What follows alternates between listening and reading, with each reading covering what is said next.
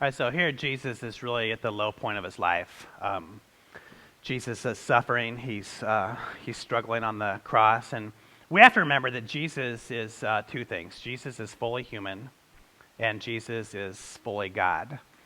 Now, I think there's a couple places in the Bible that we really see the humanity of Jesus more than any other time. One of the time is when he learned that his friend Lazarus had died, and the Bible historian tells us simply that Jesus wept. You know, we see the humanity of Jesus there, that he weeps for a friend who has died.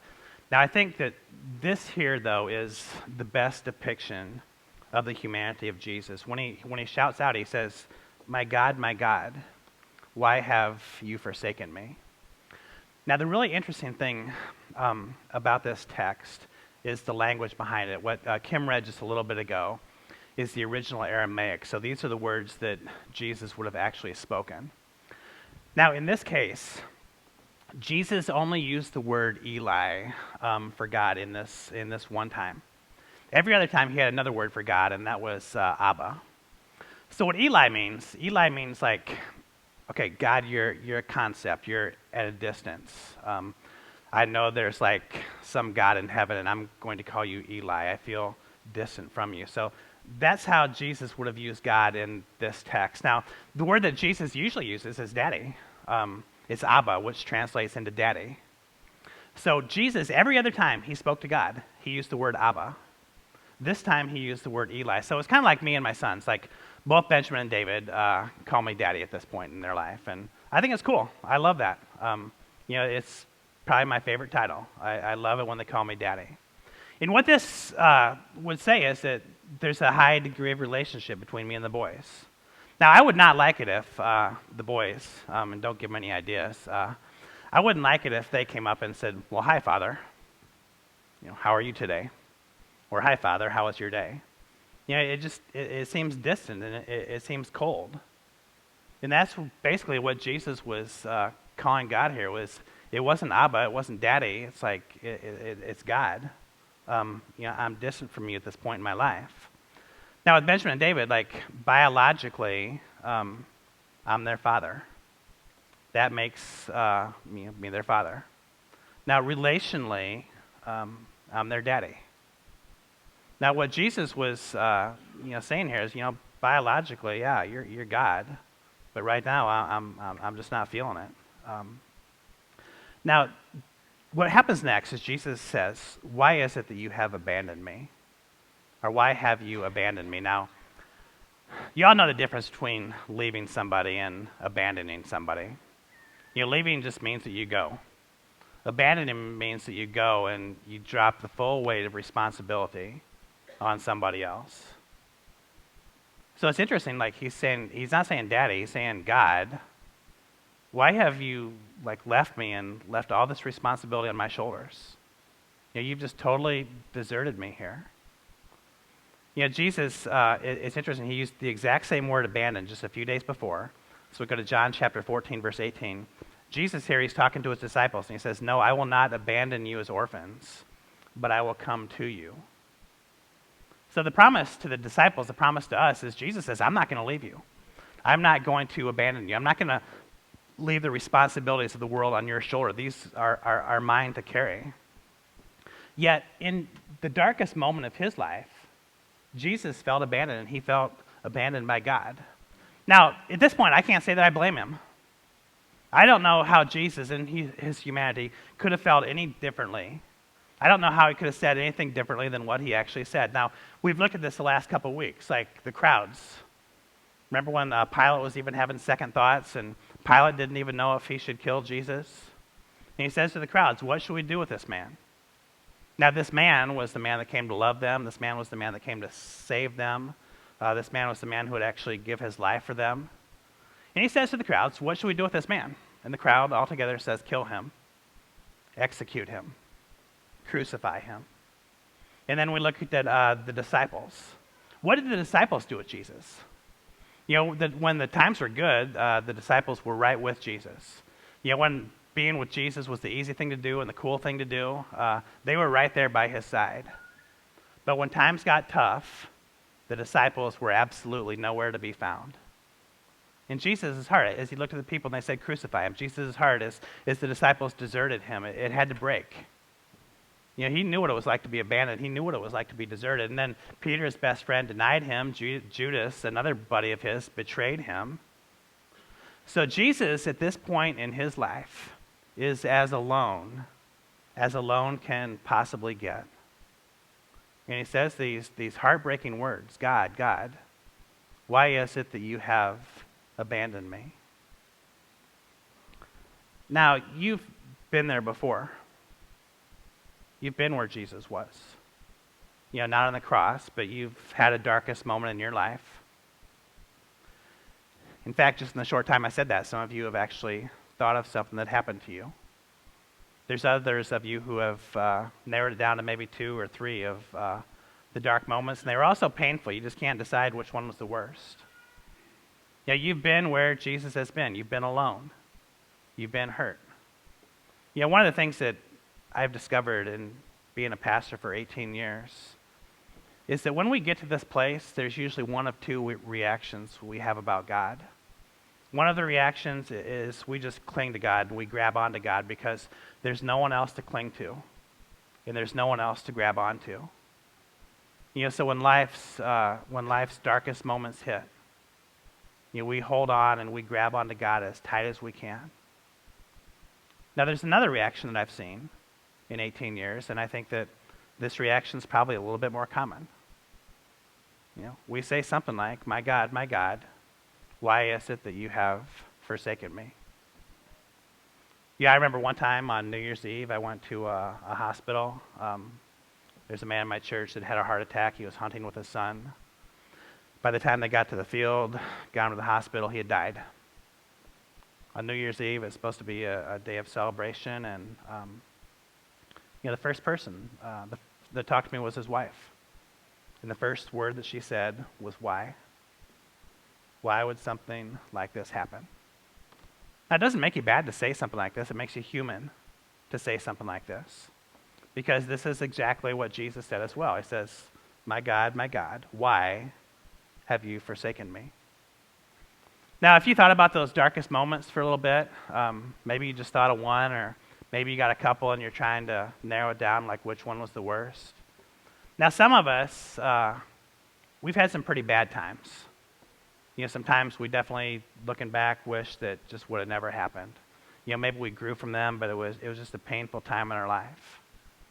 Now, there's others who have been so far into the darkness that you almost failed to see any light at all.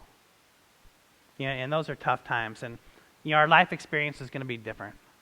Some of us have basically been as close to hell as you can possibly get. And some of us have had some pretty tough times, but we're all different people. But we have one of 2 responses. We can say, why is it, my God? Why is it, my God, that you have forsaken me? Or we can cling on to the cross as tight as we can. Now, none of us are exempt from the following things. I was just writing this down this morning. Here's what we deal with in life. You're going to deal with most of these things. One of them is disease. One of them is death. One of them is dysfunction. One of them is depletion. Many of us will deal with divorce. Many of us will deal with debt. And most all of us, at some time or another, will deal with some type of despair. So I just randomly picked 7 words to start with the letter D. And I can tell you that these words, I read these words. And you picked out one of these words, and one of these words was very painful to you. Now, in Matthew chapter 27, verse 47, he continues, and he said, some of the bystanders misunderstood and thought he, who is Jesus, was calling for the prophet Elijah. So he would have said the word Eli, Eli, and they misunderstood that for Elijah. So one of them ran and filled a sponge with sour wine, holding it up to him on a reed stick so that he could drink. Now, this was not to comfort Jesus. This was to torture him even more.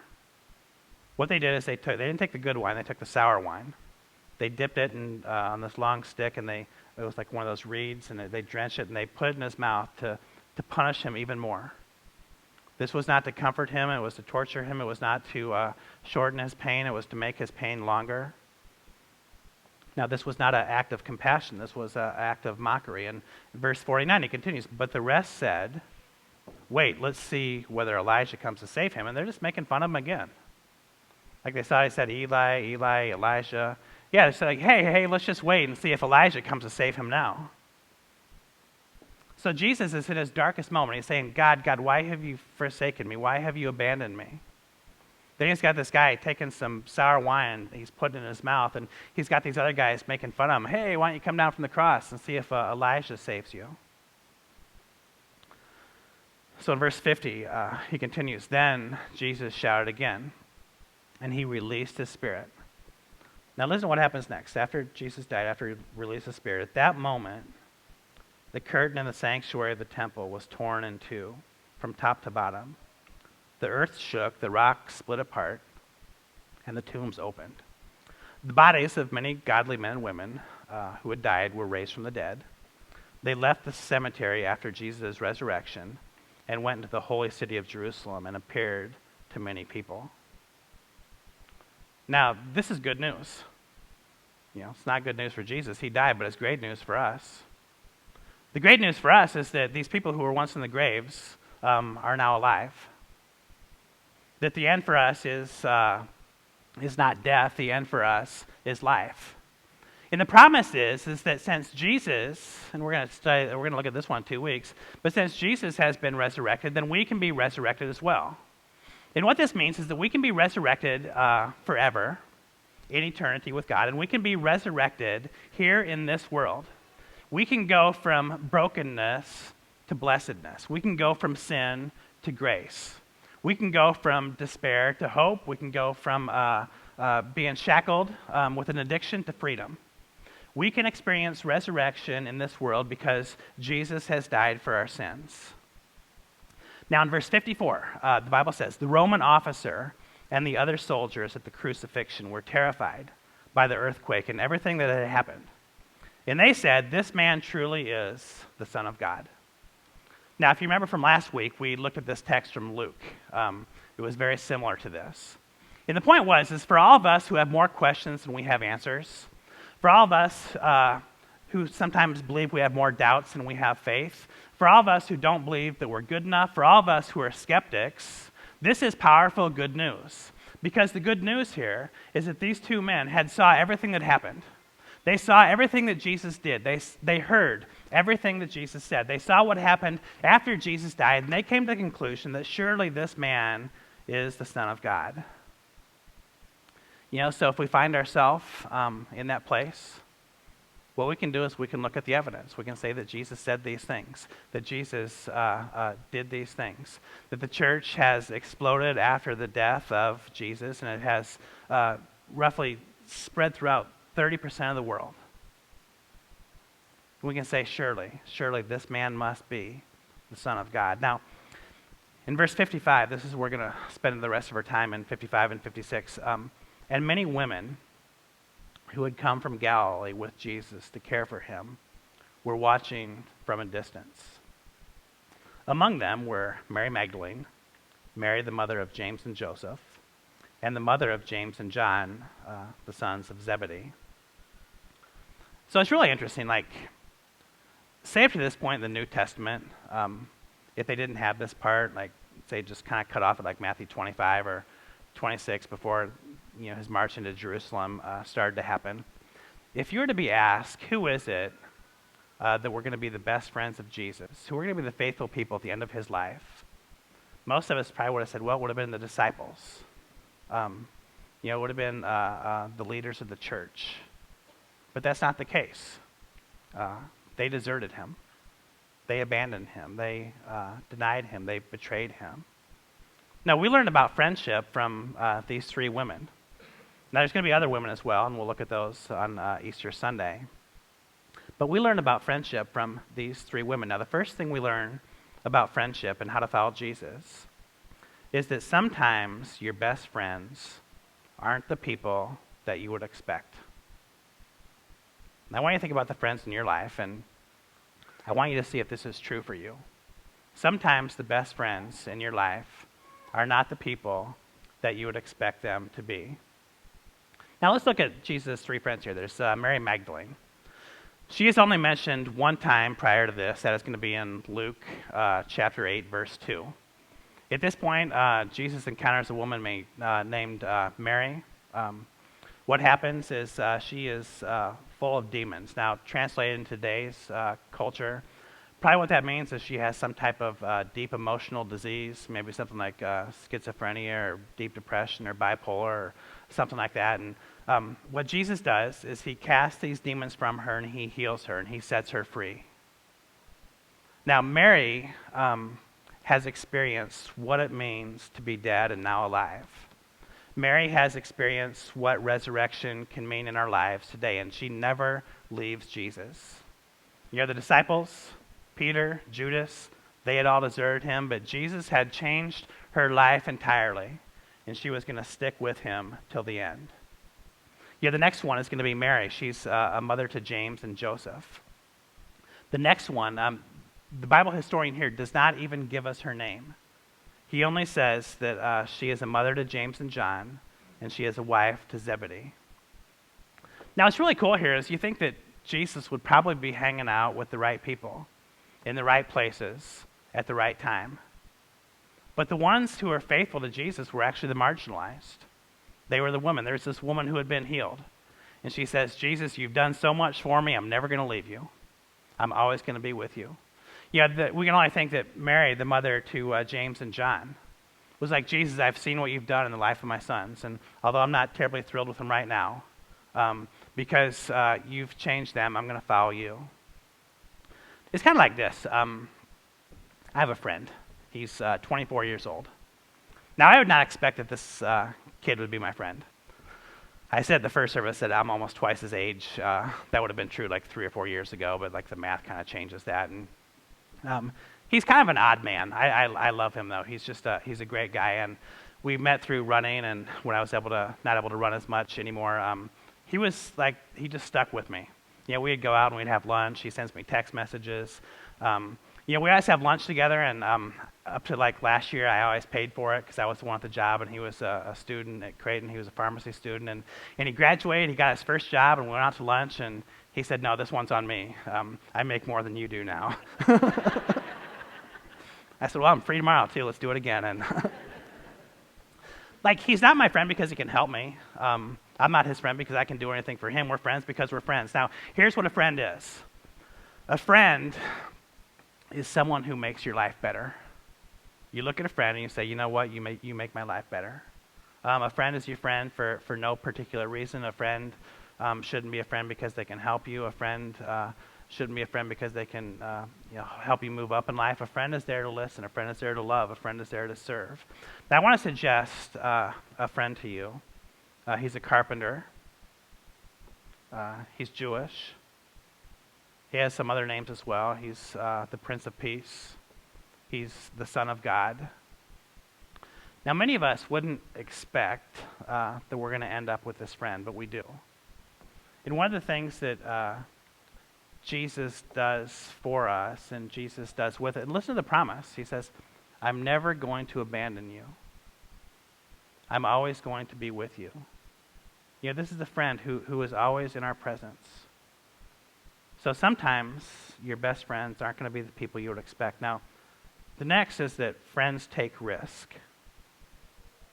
You know, friends take risk. I mean, to be a friend, like a true friend to somebody, it's a risky thing to do.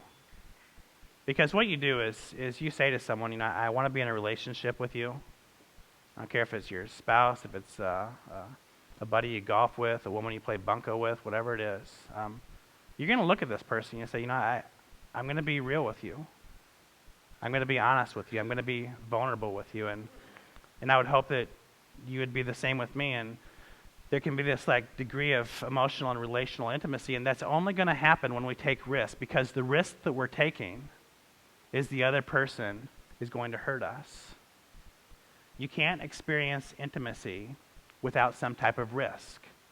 You know, because we'll become attached to our friend, and when that attachment is threatened or when that attachment is gone, we experience pain. Now, intimacy is very dangerous stuff. Jesus knew this. He walked on water. He stood up to the bullies. This happened about 12, 13 years ago. I was just getting up to church service. There was a woman that came up to me, and she said, "Do you have time, like in the next couple of days, to see me and a friend of mine?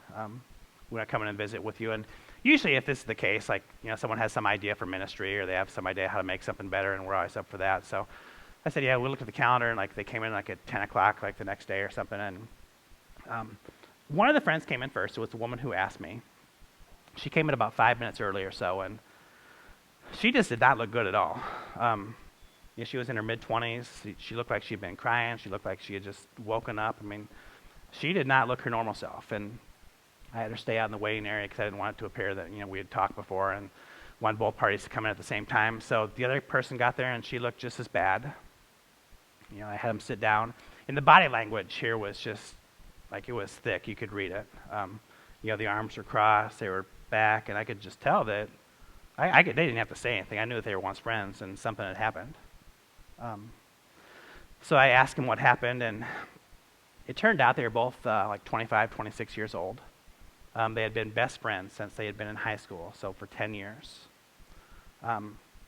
It turned out that one of them had started dating a man. They ended up getting engaged. They were going to get married. Now, during this whole process, what happened is the friend without the boyfriend, she kind of felt like the friend was ignoring her. She ended up getting jealous. She ended up getting envious. She ended up saying some things about the engaged friend that she wished she wouldn't have said. She was going to be the maid of honor in her wedding. The friend who was getting married said, "You're not going to be a maid of honor anymore. You're not even going to come to the wedding." And I could just it was just heartbreaking to listen to this. These two women who were, and here's the deal, friendship involves risk. You can't have this level of intimacy without some type of risk. And what I did is I had one of them stand up, and I had one of them sit in a chair, and they actually looked at an empty chair. So she sat down, and this was the offending party, and I was like, "So I want you to tell her, just look at that empty chair. I just want you to tell her, if you could say anything to her, what would it be?" So I was standing here, and the other woman was standing behind her. This woman, she just looked at the empty chair, and she said, "I'm sorry. You were just spending all your time with him, and I got jealous, and I got envious, and we used to do everything together, and I know I need to be happy for you, but there's just something inside of me that I just made a mistake, and I know I hurt you. I'm sorry. My heart's broken." And I was looking at her, and I was looking at her, you could just feel the pain. You could see the tears. So I had the two of them switch positions. So now the person that got gossiped about, the person who was hurt, was sitting in the chair. I said, "What would you say to your friend? If you could say something to her, what would it be?" And she looked at the chair, and she said, "You hurt me." I was looking at the woman who hurt her, and she said, "You hurt me, and this should be the happiest time of my life. And it's just pure pain and misery right now.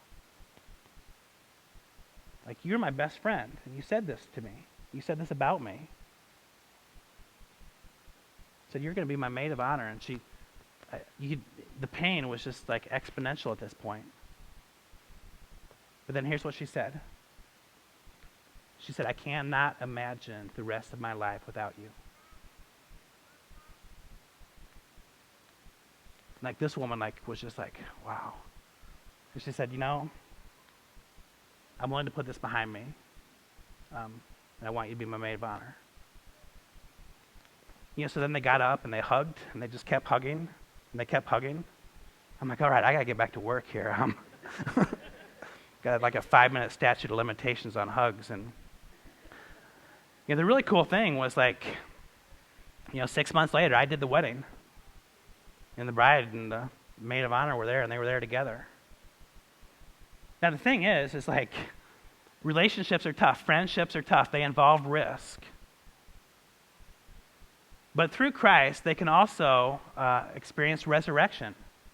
You've hopefully experienced this. I've seen it thousands of times. But what we want to do is if we want to experience intimacy, we have to put ourselves out there. Now, this is going to happen in two ways. One of them is a horizontal friendship. If you want to have a friend, if you want to be in like a long-term relationship, you have to say, I'm willing to get hurt. But I'm willing to have this risk because there's a greater reward, and that reward is intimacy with you. Now, the other one is the vertical friendship, and this is the friendship with God. Now, there's some risk in this one as well. Jesus knew the risk. Jesus experienced the reward for most of his life, and then at the end of his life, he experienced the risk when he said, my God, why is it that you have forsaken me? Jesus was alone. Jesus felt like he was abandoned. He was hurt. And anytime we're in a relationship and the other party lets us down or doesn't meet our expectations, there's going to be pain. Now, if you study economics, you know that we're going to choose risk when we believe that the reward is greater than the risk. And in this case, God is the one who is not going to abandon us. He's going to be the one who doesn't leave us orphan. Now, the last thing that we learn from these women is that friends do whatever it takes. Now, think about that. Maybe you're sitting next to this friend right now. Maybe you're thinking of a friend. Friends do whatever it takes. That's what friends do. They do whatever it takes. They don't do what's easy. They do whatever it takes. So think about these three women. They lived in Galilee, which is in modern-day Syria. They would have had to walk about 70 miles from the Sea of Galilee to Jerusalem. This would have been a very dangerous road that they would have traveled. They would have went from the Sea of Galilee to the Jordan River. They would have walked along the Jordan River until it got into Jerusalem. Now, has anybody in here ever walked 70 miles before? It's a long way, isn't it? Now, we know that these women were all mothers. We know that they were mothers to adult kids who were disciples of Jesus. So we know all these women were probably at least in their 40s at the time. There was no Motel 6s. There was no 7-Elevens on the way. This is a tough road that they were traveling. It would be a journey that would take many days.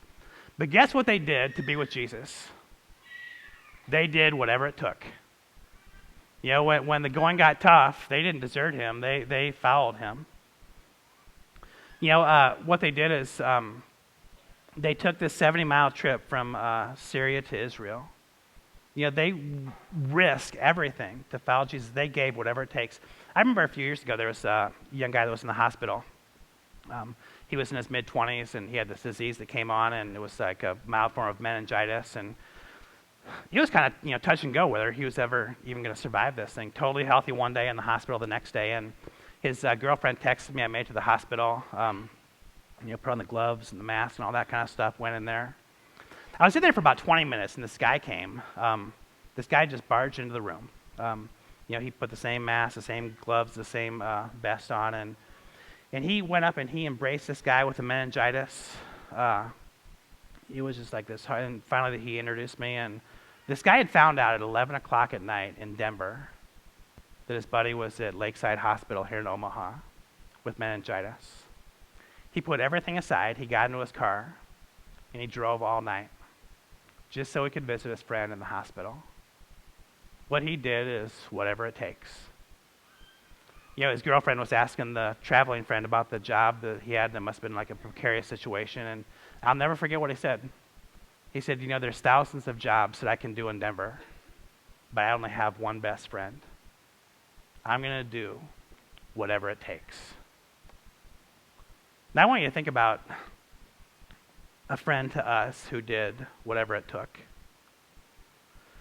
He got to this point where everyone had deserted him. He got to this point where he had given it everything he had, and he said, my God, why have you abandoned me? What he did is he opened his mouth and he drank the sour wine. What he did is he listened to some more insults that were hurled his way. And finally what he did is he gave his spirit to God. He died for each of us. Jesus, as a friend, died for us. He did whatever it took. Now, this is the last time we're going to take communion until after Easter. And with this meal here, I want us to backtrack like 2 chapters, because everything that I talked about today was the day after the Last Supper. So Jesus, I was thinking about this, like Jesus, as he was, getting ready to share the Last Supper with his disciples, he understood what it meant to be a friend. Like, the first thing we looked at was that sometimes our friends aren't going to be the friends that we think we're going to have. We think that Jesus would have went to the synagogues or the temples to find his friends. But Jesus didn't do that. He found tax collectors, and he found farmers, and he found fishermen. And then what Jesus did is he did whatever it took. Jesus was always there for those guys. He did whatever it took. And Jesus said, friends, this is my body that is given for you. When you eat of this, do so in remembrance of me. And what I want us to remember when we take the bread today is that Jesus did whatever it took. And Jesus, just like he offered that friendship to the disciples, those 12 eclectic men, Jesus offers that same friendship to all of us. And as Jesus took the wine, he blessed it, he gave thanks, and he said, friends, this is my blood. It's the blood of the new covenant that has been poured out for you in the forgiveness of your sins. When you drink of this, do so in remembrance of me. And what I want you to remember here is just that text we read just a little bit ago. When Jesus was up on the cross, and he said, my God, why have you forsaken me? Then a few verses later, Jesus gave up his spirit. He died for each of us so that we can have salvation, both forever in the world to come and here today abundantly. So let us pray.